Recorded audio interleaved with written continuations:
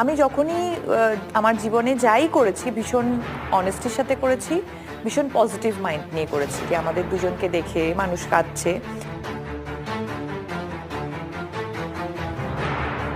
আমি যখনই যা করেছি ভেবে চিন্তেই করেছি, সবসময় পজিটিভ মাইন্ড নিয়ে সিদ্ধান্ত নিয়েছি।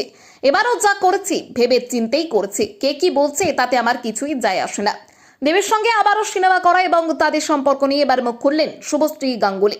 এক সাক্ষাৎকারে শুভশ্রী জানিয়েছেন তিনি সবসময় ভেবে চিন্তেই সিদ্ধান্ত নেন এবং মানুষের কথায় কান দিয়ে নিজের সিদ্ধান্ত পরিবর্তন করেন না। তার কথাই মানুষের কাজই হলো নানান ধরনের কথা বলা এবং সমালোচনা করা, তাই সেসব নিয়ে তিনি বেশি ভাবেন না এবং তিনি বলেন তাই সেসব নিয়ে বেশি ভাবলে চলবে না। শুভশ্রীর বক্তব্য অনুযায়ী তিনি এবং দেব দর্শকদের কথা মাথায় রেখে আবার একসঙ্গে কাজ করছেন। তাদের জুটিকে ঘিরে দর্শকদের আবেগ তিনি মঞ্চে খুব কাছ থেকে দেখেছেন। এমনকি তাদের একসঙ্গে দেখে দর্শকদের আবেগ প্রবণ হতে দেখেই নাকি তার মনে হয়েছিল দেবের সঙ্গে আবারও কাজ করা উচিত।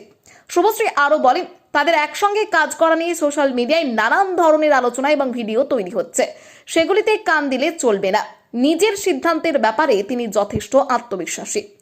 দেব ও শুভশ্রীর অতীত সম্পর্ক নিয়েও নানান আলোচনা রয়েছে, তবে তাদের বর্তমান সম্পর্ককে কাজ এবং পারস্পরিক বোঝাপড়ার জায়গা থেকেই দেখছেন শুভশ্রী, এমনটাই বক্তব্যের সারাংশ।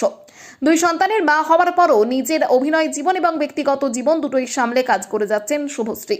তার মতে মা হওয়ার অর্থ এই নয় যে একজন নারী নিজের ক্যারিয়ার বা পছন্দের কাজ থেকে সরে যেতে হবে তাকে। দেব শুভশ্রীর জুটি নিয়ে দর্শকদের মধ্যে যে এখনো যথেষ্ট আগ্রহ রয়েছে তা নিয়ে কোনো সন্দেহ নেই।